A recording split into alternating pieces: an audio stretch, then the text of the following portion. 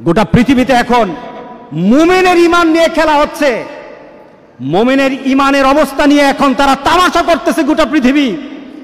ওরা টেস্ট করতেছে মুমিন কি জীবন্ত মুমিন না মুমিনগুলি মরা মুমিন। গোটা পৃথিবীর ইহুদি খ্রিস্টান আর হিন্দুরা এখন পরীক্ষা করতেছে আমাকে।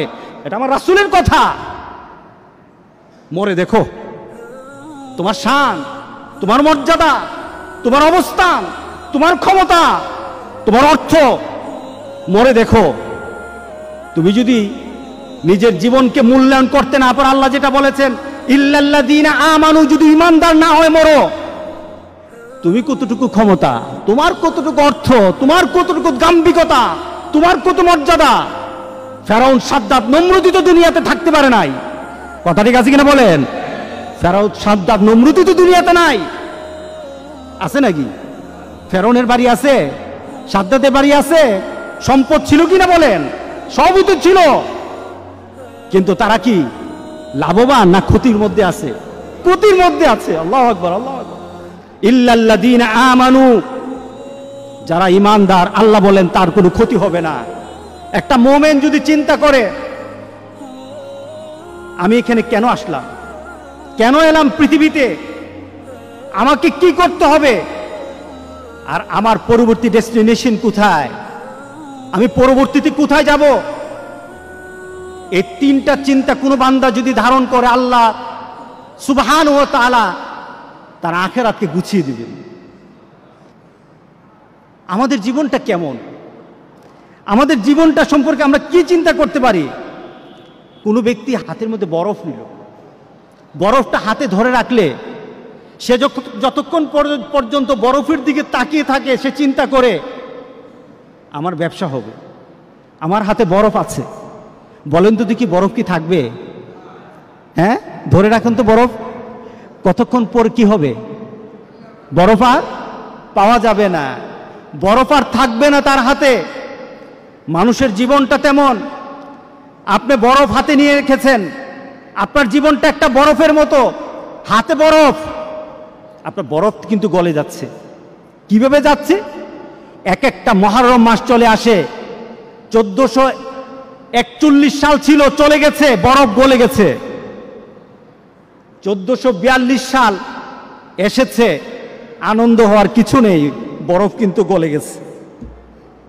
সুবহানাল্লাহ, আপনার বরফ কিন্তু গলছে। একজনকে বলা হলো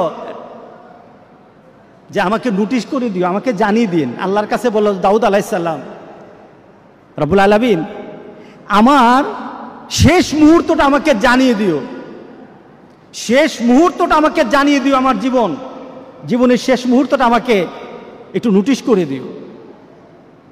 আজরাইল আলাইহিস সালাম উপস্থিত। কি ব্যাপার? আমি না বলেছিলাম যে আমাকে একটু জানানোর জন্য, আপনি কখন আসবেন, আমার জীবনের শেষ মুহূর্তটা জানানোর জন্য বলেছিলাম। কোন জানানো আগে থেকে রিমাইন্ডিং ব্যতীত আমার কাছে চলে আসলেন, ব্যাপারটা কি?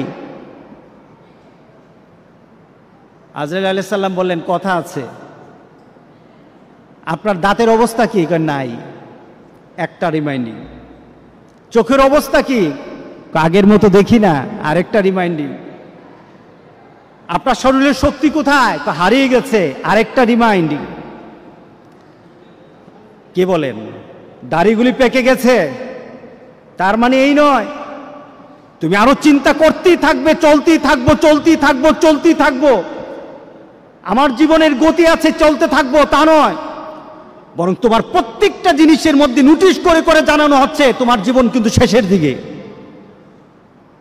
এটাই তো আমাদের বৎসর গণনা, এটাই তো আমাদের জীবনের গণনা, এটাই তো আমার নতুন বৎসর আমাকে এই সংবাদ দেয়। এই নতুন বৎসর হয়তো তোমার জন্য আরেকটা বৎসরের সুসংবাদ নিয়ে আসবে, অথবা তোমার এই বৎসরটাই শেষ বৎসর। তোমার 1441 হিজরি ছিল অনেকের জন্য আবার আনন্দের বিষয়। কাদের জন্য আনন্দ? কে আনন্দ করতে পারবে? 1441 সালের মধ্যে যারা এসেছে, যারা ছিল, আজকে যারা নেই, তাদের মধ্যে কাদের আনন্দ? তাদেরই আনন্দ যারা আল্লাহ সুবহানাহু ওয়া তাআলার সেই কথার সাথে নিজেকে মিলিয়ে নিয়েছে। ওয়ালাস, সময়ের কসম, সময়ের কসম, দুনিয়ার পরিবর্তনের কসম, দুনিয়া যে পরিবর্তন হচ্ছে সময় দিয়ে, আল্লাহ সুবহানাহু ওয়া তাআলা ওই সময়ের কসম করে বলে আসরের সময়টা কখন বলেন তো দেখি? বেলার, দিনের শেষ বেলা, দিনের শেষ বেলা, ওই সময়টার নাম কি? এরপরে কি হয়? গুরুব, ডুবে যায়। এরপর কি হয়? মাগরিব। মাগরিব না? দেখুন আল্লাহ সুবহানাহু ওয়া তাআলা আসরের নামটা নিলেন সময়কে বলার জন্য, অর্থাৎ সময়টা তোমার এত কম,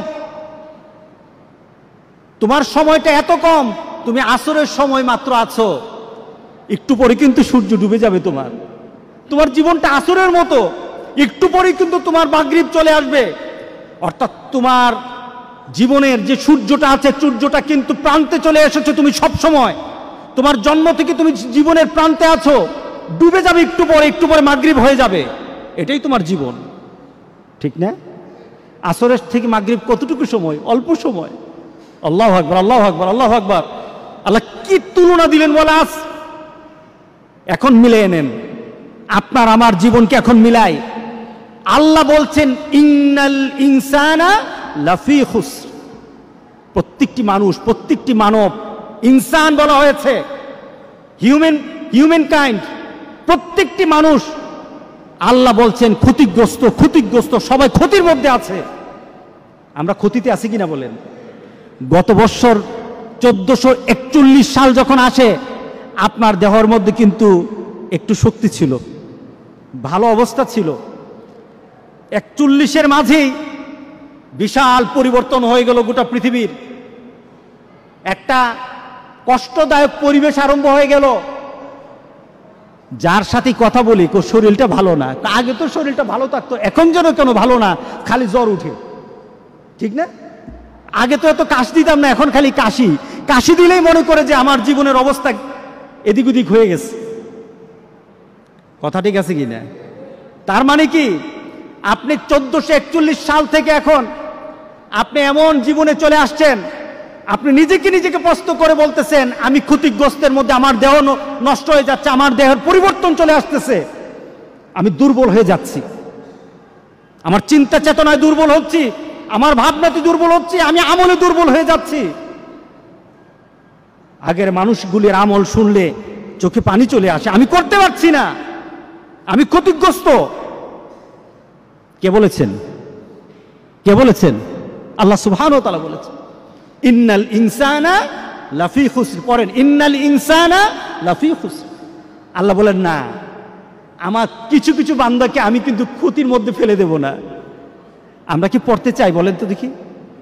আমরা কি পড়তে চাই যে আল্লাহ বলেছেন আমার কিছু বান্দাকে, তার জীবন, তার যৌবন, তার জীবনের সকল কর্ম, তার আখিরাতকে আমি ক্ষতিগ্রস্তের মধ্যে ফেলে দেব না? আল্লাহু আকবার বলি। আমি তাকে ক্ষতি করব না, দুনিয়া তো ক্ষতি করব না, আখিরাতে তার ক্ষতি হবে না।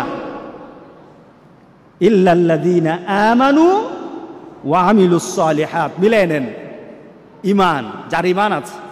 কি আছে বলেন? আমাদের ঈমান আছে কিনা বলেন? আছে, আলহামদুলিল্লাহ। ঈমানটা কেমন? রাসূল সাল্লাল্লাহু আলাইহি সাল্লামের ঈমানের ব্যাপারে বললেন এমন একটা সময় আমার উম্মতরা পড়ে যাবে, আমার উম্মতরা এমন একটা সময় পড়ে যাবে, তখন হাতের মধ্যে জ্বলন্ত আগুন রাখা, জ্বলন্ত কয়লার আগুন রাখা সহজ হবে, কিন্তু আমার উম্মতগুলির ঈমান বাঁচানো তত কঠিন হয়ে যাবে। এটা সহজ, কিন্তু ঈমান বাঁচানো কঠিন। কে বলেন ঠিক আছে কিনা বলেন? আহা, নতুন ঘটনা, নতুন কথা। আমরা আমাদের বন্ধু বাঁচতে পারি না, আমরা আমাদের ভালোবাসা কিসের সাথে রাখবো সেটা আমরা ভাবতে পারি না। আমরা কিছু ঘটনা শুনলে আমাদের মধ্যে চেতনা সৃষ্টি হয় না, মনে করি আমার জায়গায় আমি আছি, অন্যের জায়গায় অন্য থাকবে। কঠিন। হাতে জ্বলন্ত কয়লা রাখা কঠিন, সহজ হবে। রাসূল বলেছেন ঈমান বাঁচানো কঠিন। আর এটার সময় এখন 1441 সাল চলে গেছে, ক্ষতি হবে না। 1442 সাল চলে যাবে, ক্ষতি হবে না। 1443 সাল এসে থাকলে থাকুক, আমার ফয়সালা, আল্লাহর ফয়সালা। আল্লাহ বলেন আমার ফয়সালা হবে, কিন্তু তার মধ্যে যদি ঈমান থাকে তার কোনো ক্ষতি হবে না।